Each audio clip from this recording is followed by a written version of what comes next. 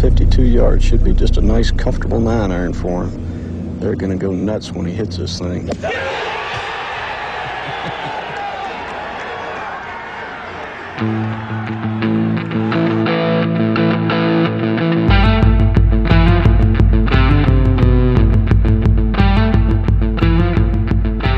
Yesterday's price is not today's price.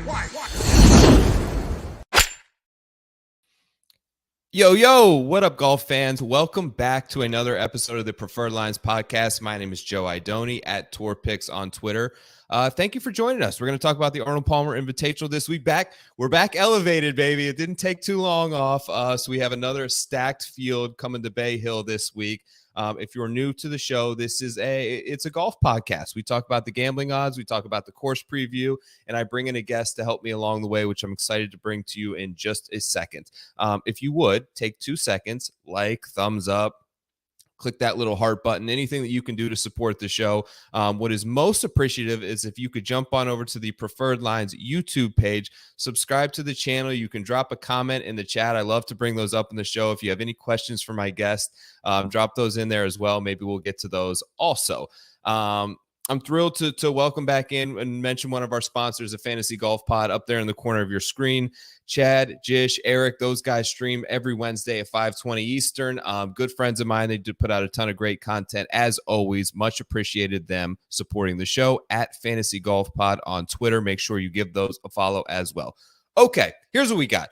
I'm going to bring on the guest in just a minute and talk about the ever-evolving landscape of professional golf. We're going to then shift our attention over to the API with a brief course preview. We're going to go through the odds boards, talk about some guys that we like, that we don't like. Like I mentioned, Q&A. If you have any questions, feel free. I will do those at the end, and then we'll get to sort of the final thoughts segment. Okay. It's time. Without further ado, welcome to the tee, our guest for tonight's show. Qualified for his PGA Tour card in 2009, played professionally for the next 10 plus years. You may well recognize the voice that you are about to hear as an ESPN Plus announcer, part of the broadcast team. He will be on the coverage this week on your PGA Tour live stream from Arnold Palmer. He told me he was just at the course earlier today to get a little inside info. And this man, believe it or not, I believe still holds the professional record of 9 consecutive birdies in a professional golf tour event. Welcome into Preferred Lines, James Nitties. What's going on, James? What's happening? Thanks for having me on. I'm looking forward to the show. It's going to be a lot of fun. Is that record still intact, my man? It is. So actually, it's funny you say that. Someone was watching the DP World Tour event last week, and apparently someone made 6 or 7 birdies in a row, and then it came up as my name on the bottom, still holding I think I'm tied with about 3 or 4 guys on the DP World Tour because I did it in a European Tour event. So, hey, who knows if it's worthy in America. I know 9's the best here, but if that's the best I can do, I'll take it. We love it, man. I appreciate you making some time for me to come on the show. I want to delve right into this chaotic and evolving world that I mentioned of pro golf. I was hoping you could have some insight for me because last week I thought was phenomenal. As someone in yourself who sort of grinded their way up through the Corn Ferry at that time, like the Hooters tour, right? I wanted to know if you could touch briefly on this seemingly razor thin line between success on the various tours and how deep the pool of players is out there. And it notable last week, Eric Cole, right? Won back-to-back minor league tour events just in January down here in Florida that paid out like $1,000 for winning those. He steps into the Honda Classic, wins second place last week for $915,000. How deep is professional golf at the moment? And can you sort of speak to the overwhelming nature of just a player being thrust into that position? It's incredibly deep, especially right now with the way that the game is being optimized with TrackMan and technology. You got 19, 18-year-old, 17-year-old kids qualifying for the US Open and competing.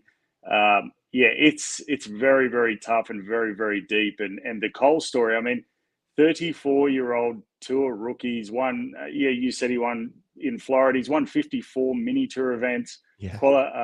Corn Ferry Tour graduate.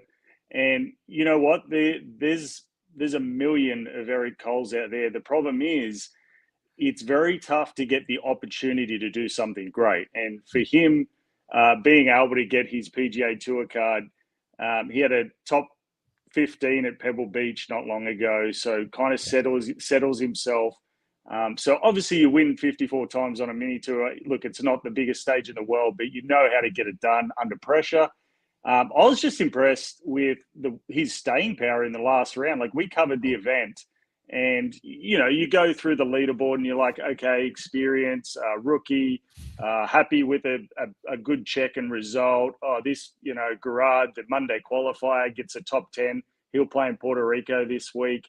So the fact that Cole stayed around till the end and made Chris Kirk have to hit a big time shot on the last, and ultimately fail because he's battling his own demons to be able to get back in the winner's circle as well. It's look, to put it in a bow, there is a lot of guys that are ready to step up, not only at the mini tour professional level, but the college level. I mean, Ludwig Aberg, a kid that's playing this week in Bay Hill, he's from Texas Tech, and he's going to be a superstar. So there's just so many young kids and talented players that are ready to play professional golf, like to go straight to the top. Now, consistency might be a little bit different, but it's there's a lot of these kids that are ready to put their hand up just for that 1 week and possibly steal a PGA Tour event. Yeah, I was on grounds for a couple of days this past week. Was exciting and got to follow around Pearson Cootie for a little bit. Followed around Justin Sue, who led the tournament for a long while, who came up in that class of Hovland and Wolf and Morikawa, and kind of had to work his way back into the fold. But James, I'm one of those sickos who kind of enjoys a week off of Rahm and Rory's and Scheffler's all the time, because you get these storylines of these players, and it's what makes, for me, the PGA Tour always so special and unique and cool is you have those sort of up and coming players where you see that process. I want to ask you briefly just about the scheduling and sort of the evolution of the PGA Tour schedule. It seems like it kind of seems like we're on the precipice of like two tours almost. Like I said this last week to my guests, there's like a varsity tour and like a JV tour, and they're equally compelling in different ways. Where do you see this sort of scheduling unfolding over the next year or so, in how we get these PGA Tour events every week? You said it perfectly. It feels like two tours, maybe even three. We might even see the Corn Ferry Tour. Look, probably not next year, but in the next 5 years, maybe, the top 2 or 3 players on the Corn Ferry Tour might play PGA Tour level events for that week if they get in on their number, and that ranking system might slide. But I think we're in a pretty good place. We've got 17 designated events. You've got the majors. So there's 21 events. And then you've got all these events like the Honda Classic kind of wedged in between. Now, look, they're not going to draw the top players in the world. But if we get what we got last week, and you said you're a sicko, I am too, being on the Corn Ferry Tour for so long, I knew nearly everyone in that event. So I was like so excited. I'm like, hey, you don't know this guy, but he's going to be good. There's a lot of that going around. And I thought it was cool to let those, the rookies and a lot of guys that haven't had as much experience be able to shine and create such a story. So as far as scheduling goes, we all know that the designated events are fire. They're just so entertaining, especially this year already. They've delivered. They feel like kind of mini majors, if you would say. So having 17 of those, look, next year, I don't think we're going to have the Honda Classic isn't going to be the Honda Classic anymore. I think Honda's leaving. Right. But I heard whispers about maybe it being a designated event. So I think the tour might kind of juggle around different designated events. WM's not going to be one next year.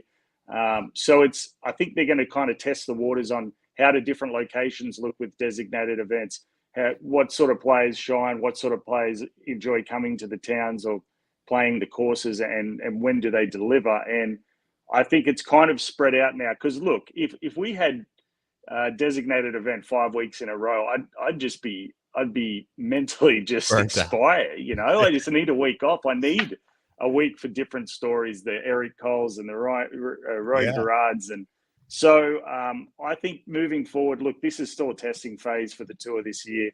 they've thrown a lot into the mix really early. But I think golf's in a pretty good spot, especially, all the way down to the Corn Ferry Tour and even college golf and mini tours. Yeah, absolutely. I heard very similar things in regards to the Honda. They are in search for a new sponsor. It does seem like the perfect opportunity if the tour were to elevate it to kind of incentivize a new sponsor to come in. Look, the fan attendance was fantastic. I heard on the local news here that Sunday was the most tickets they've ever sold to the Honda Classic in a field like that. So the people are still here supporting it. It's a volatile course. I can understand why some players may not be their favorite because there's trouble everywhere. But it would really be a shame to see it go away. And it seems like with the help of Jack on the coverage Sunday, to have him sort of spearheading this movement and be like an olive branch between the tournament and the tour, I think it's going to work out nicely for them in the future. I wanted to ask you a little bit about your transition to the ESPN Plus coverage. I found it really compelling and great what you've been doing so far. So I did find it interesting because golf, in terms of an announcer or a broadcaster standpoint, has always been very buttoned up and traditional.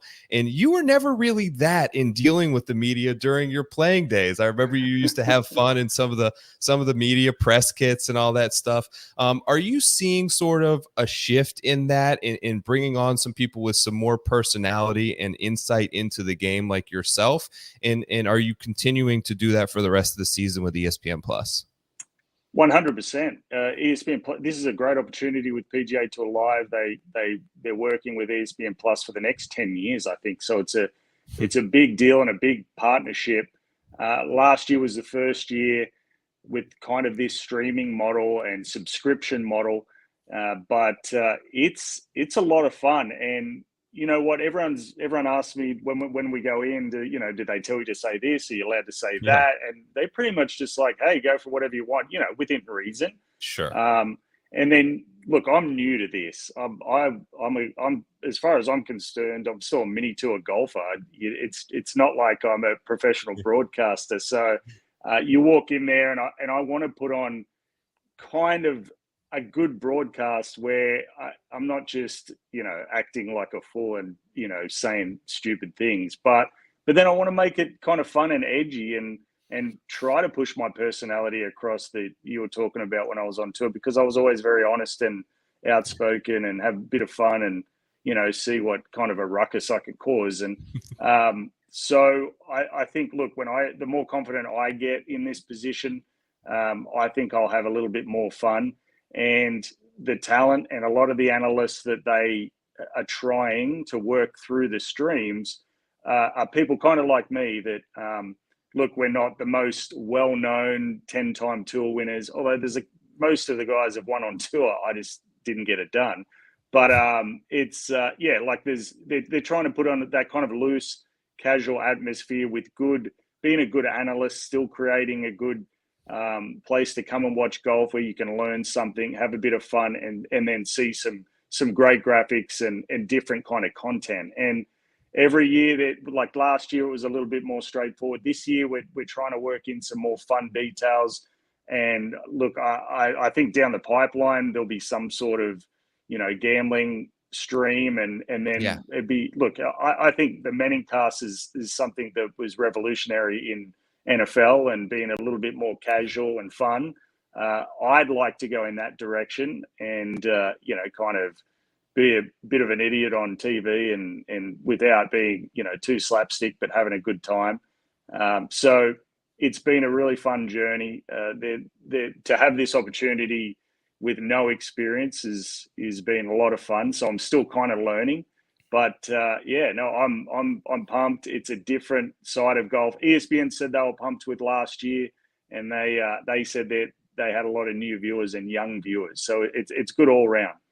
Yeah, and I think look, probably a good portion of the viewers who are sweating out ESPN Plus on a Thursday morning at 7 a.m. are guys like me, guys who are gambling on it, right? And I think you're starting to see the coverage sort of gently enter into sort of integrating that into the coverage. Have you seen, like, is there any sort of concerted effort to bring it up more? You mentioned maybe a potential dedicated stream just toward fantasy and gambling like that coming down the line as a possibility.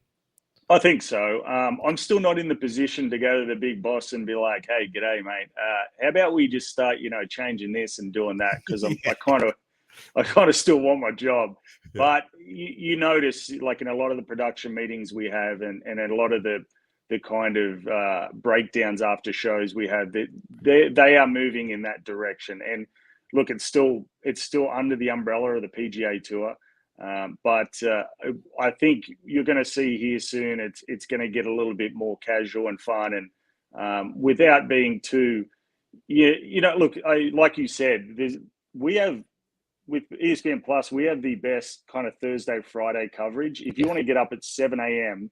and watch golf and the best in the world, you have us till like midday, and we're covering all the morning groups, and then Golf Channel obviously comes on. CBS comes on the weekends, and NBC. We have to get out of the fairways when they kind of come on to follow the main groups.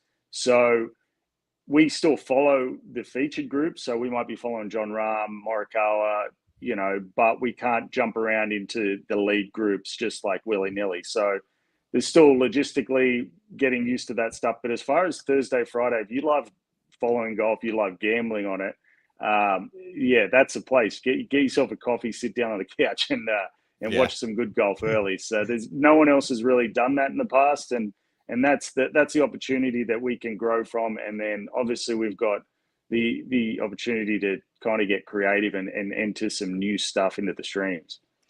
Yeah. Okay. So I wanted to, and I hope you're okay with me sort of shifting gears here, but I wanted to ask you a little bit about Live, which was last weekend, which was their first event of sort of season 2. I feel like that it's critical for them, in a sense, to sort of embrace the gaming and the gambling aspect, which I'm not sure they're totally all in on at this point in terms of some of the content revolving around them. I know they've got the new TGL league that's coming down by me that's sort of bearing down their neck, which is full steam ahead in terms of gaming and gambling, and they want to fully embrace it. The players are now starting to, I believe, worry about some of the OWGR situation and how long are these guys going to be able to compete in major championships. What in heading into season 2, what's the biggest hurdle right now for Liv and the top priority, you think? For me, it's just trying to be different, but not looking too kind of tacky or fake. Like you want to be taken seriously.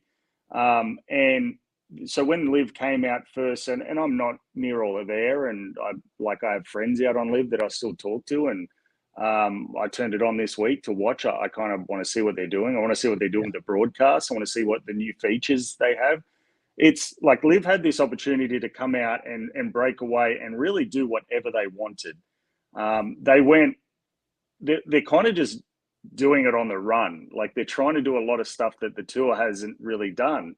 So, and then they're going to throw it out there as kind of a case study and see who likes it and if it works. And look, I like some of the stuff, like some of the stuff I don't. I thought the leaderboard, the screen's a little clustered a bit. Like there's a lot going on. Yeah. For me, early days when they just had like the scores and the noise and it's like pole position and that, I thought that was cool. Now they're like cramming all the teams on there. It's like the leaders. I'm like, who's coming? Where's this player that? They've got a lot of these scores are kind of blacked out, and there's a lot going on visually. There's a lot going on, and then yes, I think you're right. I think they should embrace the gambling portion, but then it's also you want to make it classy enough where it still feels like a top-notch sporting event. You don't want to switch over and it's like Billy's fishing tournament, and it's like, hey, who's going to catch the biggest one? I don't know. You got whatever. It's like. It's got to still be buttoned up enough where you take it seriously, but then have a lot of cool features where, okay, the tour could actually look and not steal, but as I said, the tour could look at Liv and be like, all right, they're doing this, that's kind of working. How about we do our own kind of, spin off of that? So really, I think both tours can kind of learn from each other, but Liv's obviously got the opportunity to run with all the gambling stuff and and run with the party atmosphere and run with guys wearing shorts. But on the flip side, you've got to make it serious enough and more professional to where people take it serious, if you know what I mean. Yeah. I've been critical, but I feel like I've also been fair. I went to a live event at Miami. I actually enjoyed myself at it. I've tried to be pretty neutral on it and stay out of some of the political stuff and just deal with it kind of as a person who covers golf. So the interesting element to me and the difference maker there that I think they're trying to mix into the pot is the team aspect, right? I actually like the idea of putting them in team uniforms. It looks weird at first and it's going to take some time to get used to, but if you're trying to appeal to young fans, if you're trying to appeal to my wife and the other people who have no idea what's going on, like having them understand what teams people are playing for by them wearing the same things is helpful. You see it in every other sport. Is there, the players mentioned it. Bryson mentioned it after the Charles Howe win. And I almost feel like they're pushing this too hard. But he talked about how he was grinding Sunday like he was in contention because they were up there for the team aspect of it, for the Crushers. And even though he was over par and in 35th place, he was still trying really hard for his team. Is there a genuine, coming from a player perspective, has there always, or do you believe in this genuine aspect of a thirst for sort of team golf and that guys are really buying into this concept? Do I think they're buying into it on live? Yes. Do us golfers as professionals buy into the team aspect? 100%. Okay. Because it's such a lonely sport and you grow up, especially me in Australia, some of the biggest events were teams events. It was like every state had a tournament at the end of the year where, the best of every state would come and all face off it was called the Interstate Series. So, it's a little easier to do in Australia than it would be here in America because we only have 7 states in Australia. So, but the best of the best would play kind of Ryder Cup style, and then the best state would come out every year. And we loved it. And then a lot of representative golf was team stuff. But there's not a lot of it in professional golf. So, you've got President's Cup, Ryder Cup, you've got other little teams event here and there. That's why Zurich last year got a lot of the best players in the world because they were dying to play some teams event.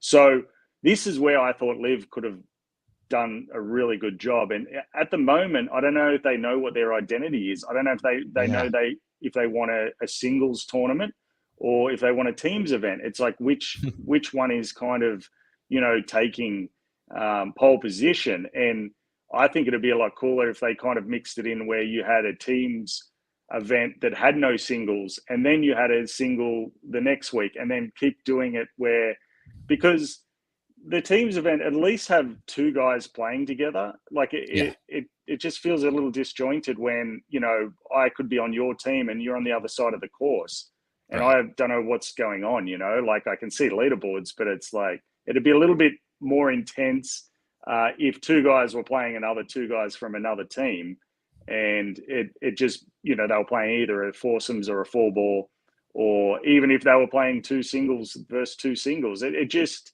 I think if there was a way that they could include the singles competition, but then have more teams events instead of just coming to the end of the year where they have this huge kind of Ryder Cup style deal.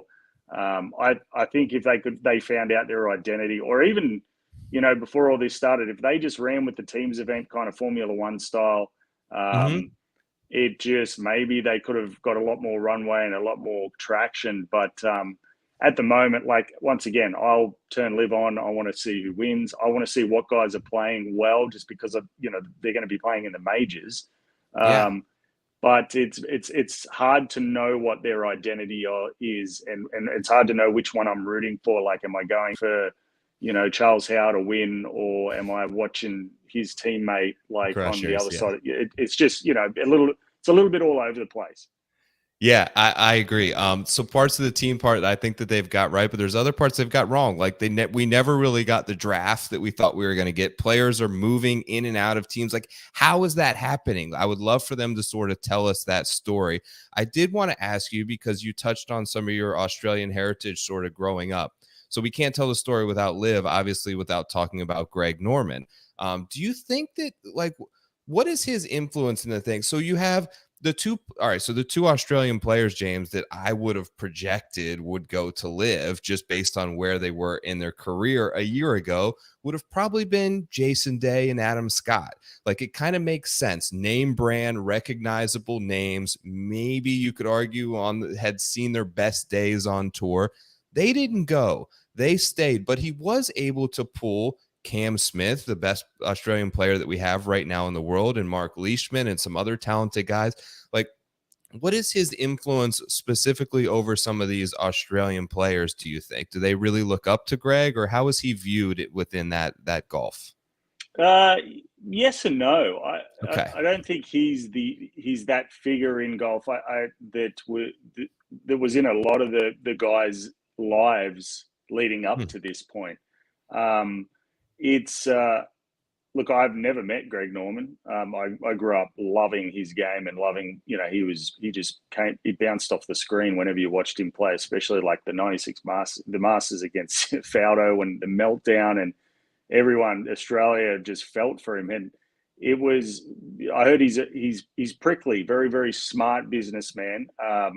He's he's got his fingers in a lot of pies in that circle.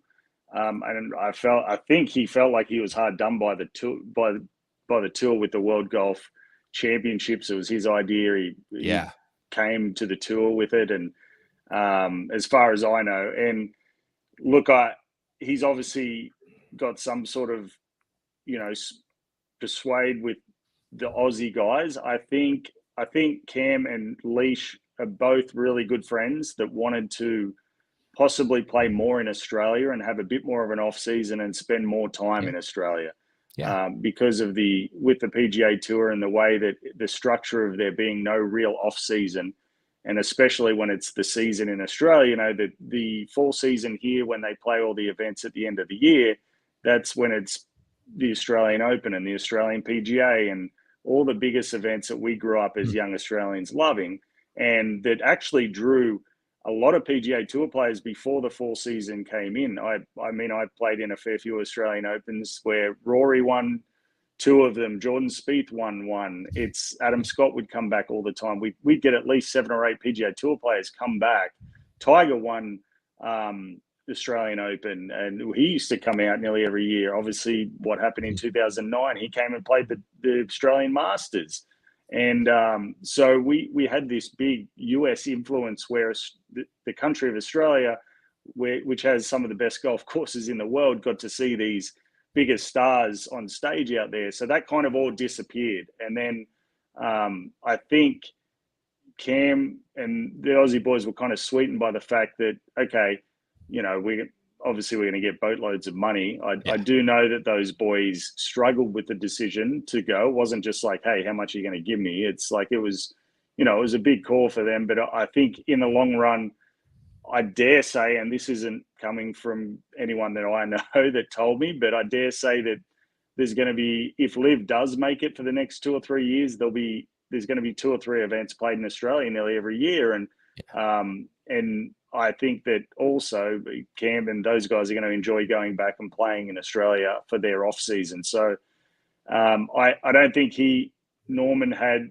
the biggest influence, but definitely, obviously, the Australian tie helps because he knows a lot of people in those circles. So, but yeah, you're right. Jason Day and Adam Scott, I didn't hear that they were close. So, but I think they're right at that position where they're set for life. They've made enough money. Maybe it's a little bit more about legacy for them. It's look, it's not all about the money. It's like Cam's still young, and I know for a fact that he wants to win majors. Like, he is really desperate to win majors. So he's not just like sitting back with the cash and counting the checks. But it was interesting to see it unfold, especially as an Australian. Like, you're wondering, can you imagine if it was Cam Smith, Mark Leishman, Adam Scott, and Jason Day on a team? Like, they'd be pretty tough to beat. But look, I'm not sure how close it was, but it was definitely interesting to see it all unfold. Cool. Thank you for answering that. I want to kind of shift gears now over to Arnold Palmer, which you were at Bay Hill earlier today. I'm going to give James a quick course preview here, and then I'll kick it to you, see if you have anything sort of to add on it. So we know Bay Hill Club and Lodge, par 72. We're back at a course with 4 par 5s this week, 7,466 yards on the scorecard. Annually, one of the toughest stops on the PGA Tour in terms of scoring average. Actually, over the last couple of years with a superintendent change, it's gotten even harder, and they've really sort of kind of ratcheted this thing down in terms of the rough and some of the speed of the fairways. Oil slick Bermuda grass greens always run at like a 12 to 13. They're super fast. The rye overseeded fairways and rough, like I mentioned, the last couple of years has been up to a 3-inch rough, which is difficult. A lot of the areas in and around the green that used to be sort of shaved down in short grass areas is now really thick rough. The greens are big, though. Second biggest greens on tour in terms of square footage. Pay close attention, as always. These are my notes from previous years to Central Florida winds. I know Friday is supposed to afternoon right now. This could obviously change, but it's supposed to get very hectic with the winds. It absolutely wreaked havoc in 2020, the year Tyrrell Hatton won. Last year was very difficult as well, I think, on Sunday. Scoring on the par 5s, like the most important thing. Those are your gettable holes out here. The par 3s are the longest on the PGA Tour. They are brutes. The par 4s are no easy stretch as well. I believe 6 of them play pretty well over par. Lowest greens in regulation rate on tour last year, which always leads me to increase my importance when trying to handicap a little bit of around the green game. Recent winners: Scotty, Bryson, Hatton, Molinari, Rory, Leishman, Day. James, from my notes I have in here, I could show you on this other screen, to play Aussies. You see Day, you see Leishman there. You mentioned 2009, right, when Tiger won the Australian Masters. Tiger won Bay Hill that year, and there was a young PGA Tour rookie made his debut at the Arnold Palmer Invitational. What'd you finish, like 22nd at this event in 09? Yeah, look at you. You've done some research, eh? Yeah. I come prepared, man. Yeah, I finished. I actually, the other night, I've never beaten Tiger when I've played against him. I think it was 9 or 10 times, and he's always dusted me. And yeah, I think I finished at like +3, 5, 8 back. So yeah, 22nd or something I finished. So I walked it today. I don't know how I scored that, because this course does not look fun at all. It is just brutal, just like you said. And to touch on some of your notes, the course is looking absolutely perfect. It's lush right now. The greens, I saw someone hit a shot. It was Peter Malnati hit a shot into the 8th hole, and the 8th hole is just brutal, and he bounced 12 feet in the air, and I was like, wow, if that's how it is Monday, it's going to be fiery on Sunday. And look, they're some of the biggest greens on tour, but the greens never sit at you. They always sit diagonal across, and they are thin and they are tilted. So the course design kind of makes you hit across the greens all day, every day. So it's like, okay, I'm coming in with a 5-iron, but I've got a thin gap to land this in, but I've got a long gap from left to right or right to left. So it's difficult to hit fairways the way that every tee seems like it's just about 5 or 6 yards above the fairway. So you just feel that elevated kind of look all day. So you're looking down, the rough is still lush, but thin fairways, firm greens that kind of sit just above the surface as well. And around the greens, I could see even when there's not a lot of those runoffs, fairway runoffs, but when they've smartly mowed away from the surface. So if you're a leading edge chipper, like a Morikawa or a Hovland, unlike Scotty uses the bounce very well, Scheffler. So there's a lot of grain around the greens straight into, and it just seems a little softer around the greens than it does on the fairways. So it's just, look, I was sweating just walking around without a club in my hand, and but having to hit little pitch shots around the green. So yeah, look for someone that hits it. Look for someone that just does everything well, long, straight, hits greens. This place is brutal. It's almost who's the best at damage control. Yeah. So yeah, it's a tough one. Do you have a few minutes to talk some players on the odds boards with me? Of course. All right, let's cue that in.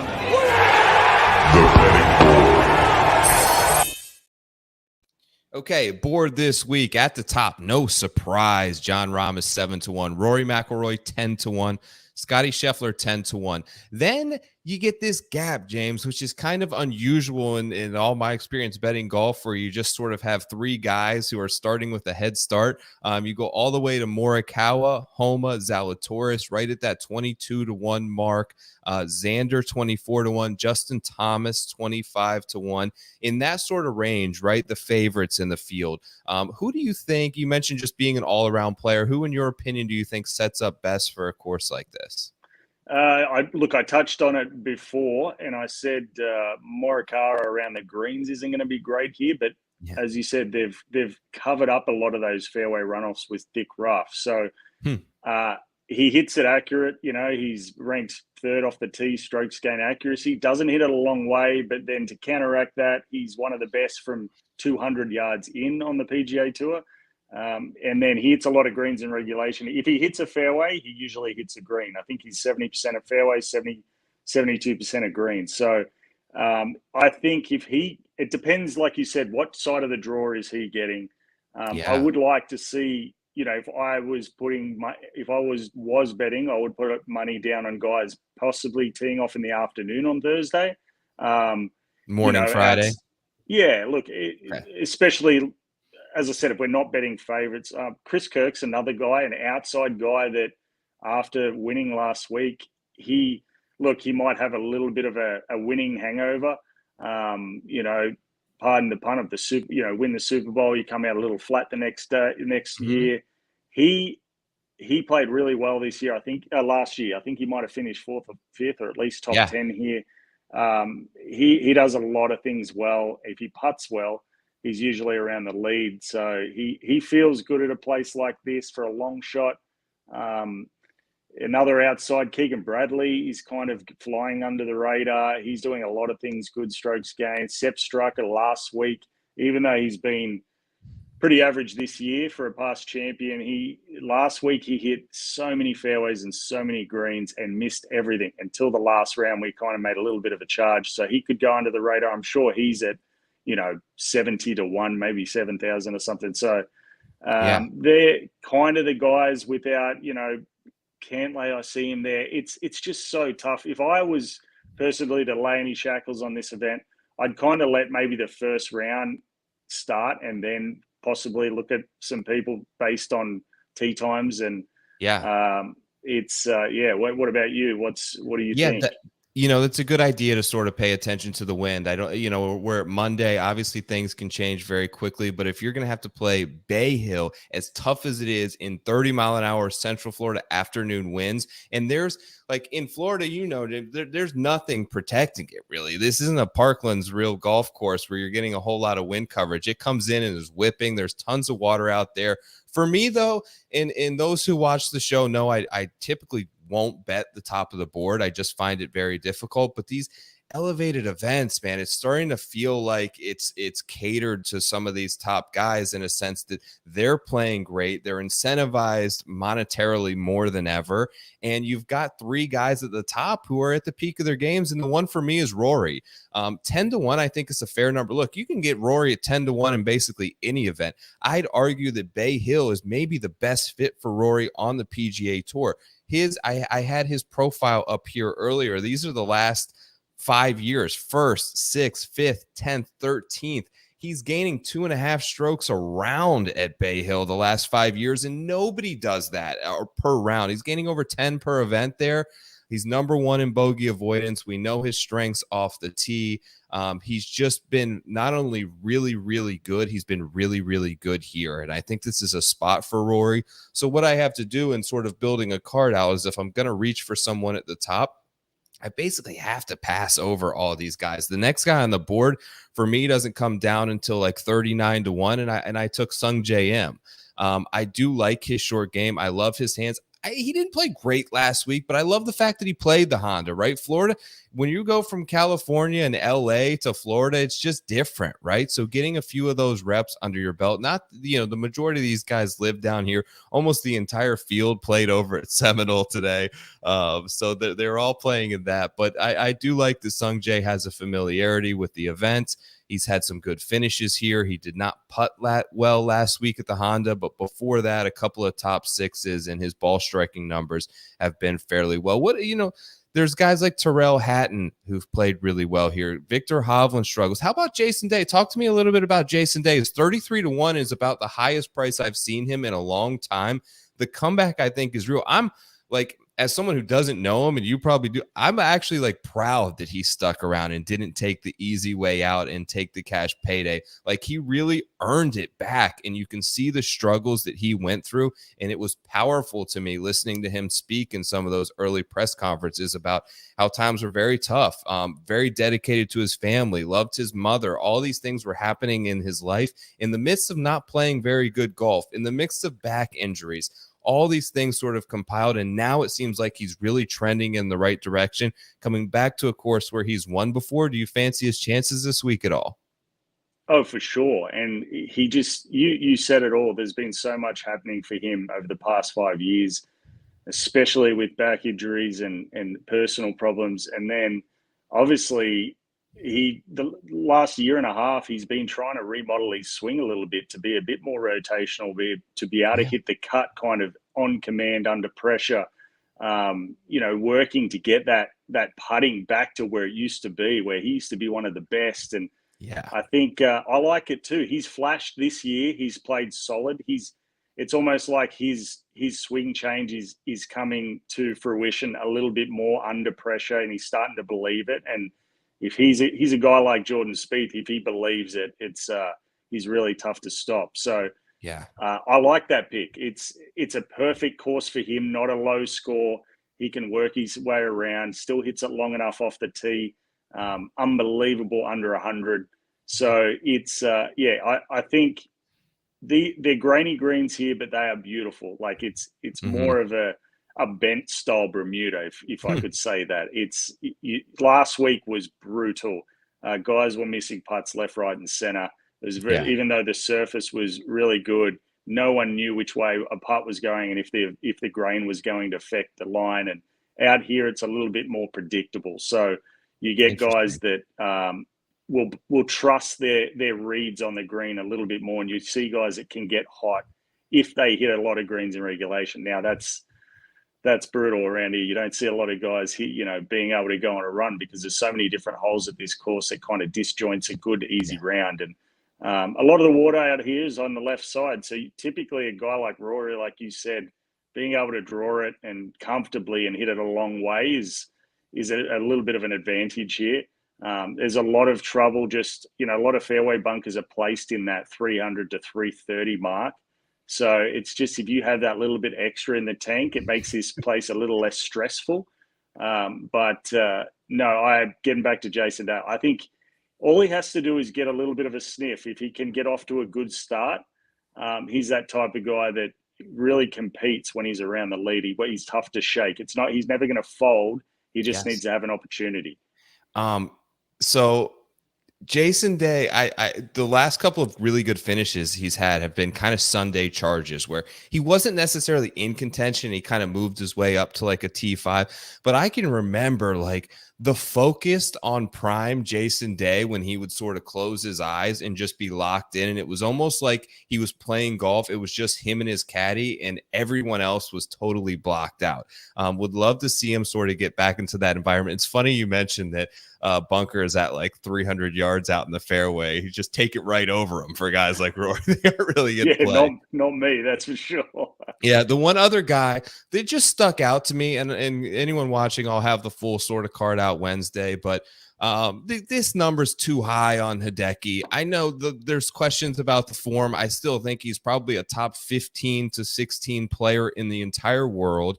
He's one of the best ball strikers that you've ever seen consistently iron-wise hit the ball. His course history, and Data Golf has this, I believe, is either the number 3rd or 4th, like course history stop on tour in terms of correlation year after year. It's just a sticky spot where if you kind of figure some things out around here, you see a lot of guys come back and repeatedly play it well. Hideki's got the 3rd best course history in the field. There's question marks, of course, but while you're getting a betting price at like 70 to 1, like I love Chris Kirk. I love the story last week. Keith Mitchell's playing great. Hideki's a different caliber player to me. So if you can get him at sort of the same betting price, I'm willing to sort of take on some of that risk and some of the recent form and hope that he pops this week. Shane Lowry is another guy that's interesting to me. And just like you mentioned, Kirk last year played the Honda, I believe third at the Honda, went to Bay Hill and finished third. Lowry had a good, not great finish at the Honda, but he's been playing good golf in spots. But those are two interesting names in Lowry and Matsuyama. Major championship pedigree players that you can get at a good price. And I struggle to go too much. Like, the strength of this field is unbelievable. To go too much further down the board kind of feels like you may be throwing away some money, unless you can find a weather advantage, like you said, where you see a guy who's going to have a PM, AM, tee time wave, who may, be able to get a couple strokes up on the field starting there. Yeah, a lot of the you said it. It pretty much is a major this week. The way the course setup is, the way the field is, it's one of those things. If you're going to bet on guys that are outside, 100 to 1, it's more like, all right, I'm just going to bet $5 and have a beer, sit back and see if it shakes out, and then possibly cash out if they're in contention through two rounds. But it's Matsuyama's good. He's I think he's finally healthy. He's been dealing with that neck issue, and let's be honest, his season is kind of just going. Like he hasn't played many events, and he's another guy, I think, that if he has a good first round, then it's a great bet. And once again, I think when you get him at those odds, why not? It's the championship pedigree that he has. He could easily get out and win. So it's one of those weeks. It's you said it. There's just so many good players playing, and it's hard to not go for the guys that are in form. Especially because it's kind of familiar to them to be on the leaderboard. So it's, I think course history here is going to be huge. Obviously the weather, and all I can say is that the rough is still pretty thick. It's not crazy. It was, at least 3 inches, and just someone that is really controlling their ball flight off the tee. Someone that's great from approach to the green. And like you said, Matsuyama, I think he's led strokes gain approach to the green for the last 7 seasons.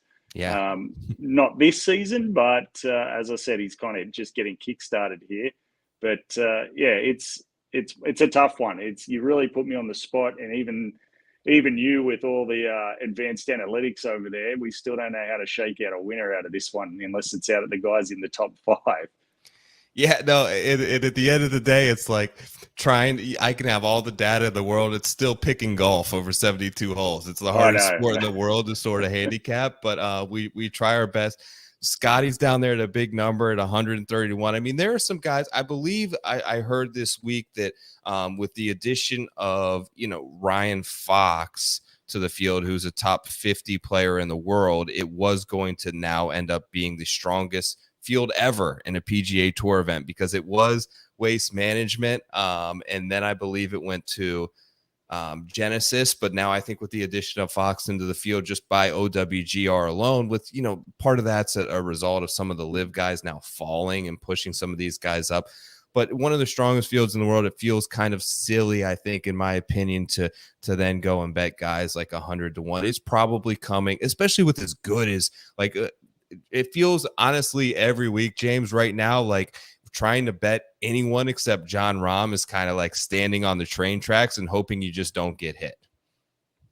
100%. He's because Rahm's he's figured out how to putt consistently.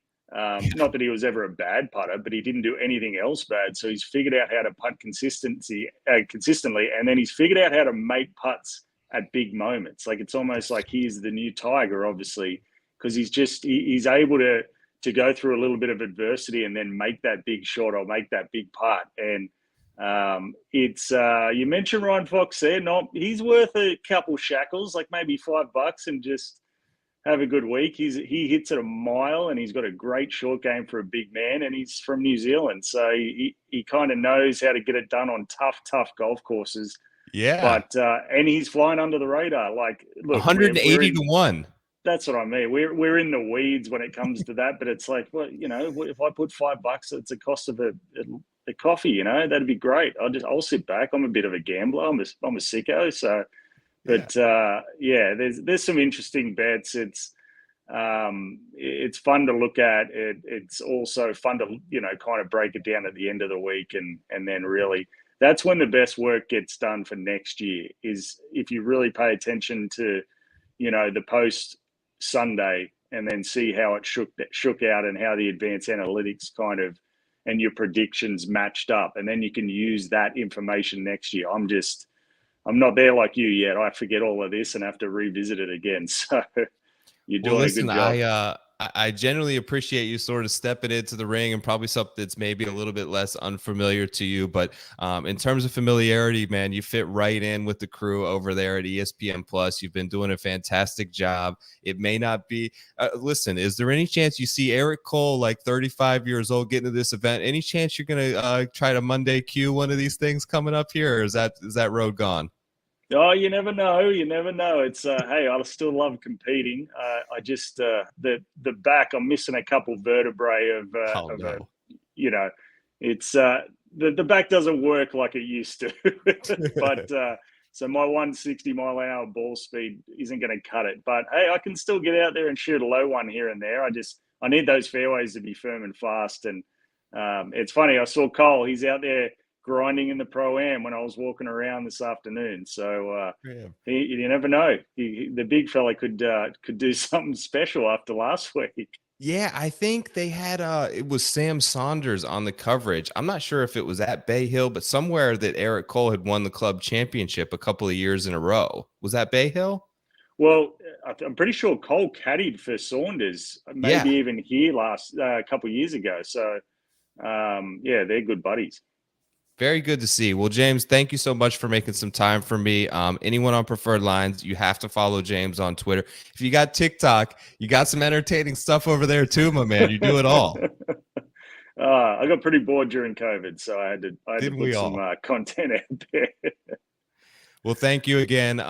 Check James out on Twitter. Thank you for coming on the show, and best of luck this week with all the stuff with ESPN Plus. We'll be anxiously following on. We'll be those eyeballs on the coverage on Thursday morning at 7 a.m. So thanks, James. Have a great night. Well, thanks, mate. Keep up the good work yourself. I appreciate it.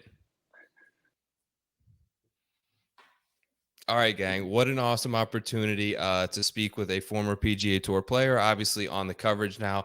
Look, I always relish these type of opportunities to get someone on who's not like it. I don't want it always to be like a handicapper or gambling expert. So I appreciate him just being open and willing to do the show. Anyone who does, thank you all for checking out the show this week.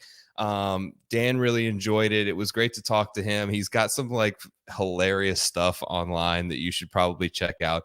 A personality in itself. He kind of made some waves early in his career with some of the media stuff, but it's great to see them embracing those type of characters who bring a little bit of color to the broadcast. So happy to have him on the show. Make sure that you support him as well. For final thoughts this week, I don't have a whole lot jotted down. I wanted to talk a little bit about Chris Kirk and sort of the perseverance. I wanted to talk about Eric Cole and the perseverance, Ryan Gerard, the perseverance of Monday qualifying and then coming out and being able to top 5 an event. And now he's in Puerto Rico. What we saw out of Cole, the heart, the guts that it took with his family there to continue to strain on the top of a leaderboard on a Sunday. Kirk, I mean, like he thought he blew it. It felt so much like the Kirk tease that we're used to, but he was able to get that done. And to hear him talk openly, like the announcer didn't even bring it up. He brought it up about the sobriety and what a journey it's been through, and how important his family is. And it comes to the point, I think, in all of our lives where we are going to have to, whether it's alcohol, whether it's drugs, whether it's some sort of influence, a person, someone who's negative to you and brings that negativity into your world daily, you're going to have to choose, and you're going to have to, like, you're almost always a best bet if you have a wife and you have a kids on picking them in any circumstance, in doing what's best for them, and to see him rewarded and to see this sort of pay off through all the struggles. Like, it has to be, and I probably should have asked James about this, but the loneliness of being a PGA Tour traveling pro, and we saw it a little bit with Matthew Wolff, but that has to be difficult on your mental health, to just be in hotel rooms week after week. And I can totally, as someone who has vices themselves, see how you would slip into those very easily, being by yourself on the road, traveling, nothing to do after 5:30 p.m. when it gets dark every night. It was important to me to see stories of gratitude and perseverance and of struggle and making it out on the other end. Yes, it was the Honda Classic. It wasn't an elevated event. It wasn't the Genesis. It wasn't a $20 million payday. But rewatch that interview and tell me it didn't mean a whole hell of a lot to Chris Kirk. I hope that this show meant something to you this week. I hope that it's helpful for you. Best of luck to each and every one of you. Make sure to give the show a like on the way out. If you are not subscribed to Preferred Lines YouTube page, what are you doing? Get on over there, subscribe to the page, smash the like button, do all those things to support the show. I love you guys. Brian, you're the man. I appreciate it. Dan, thank you as well. You guys are the best. Listen, next week, I got a big guest for the show. Also, I'm leaning back. You see this poster under the on-air Sawgrass, 1994, Tiger Woods framed poster. I have another one. I'm going to give it away on the show next week. It's actually a tad bit bigger than that one. I don't have a frame for it, but I'm going to give it away. It's like a $100 poster. Sawgrass, the Players Championship, to somebody who comes into the show, who always supports it and in the chat. I hope to see you all there. Best of luck this week at the API. I'll talk to you guys soon. That was Preferred Lines. Peace.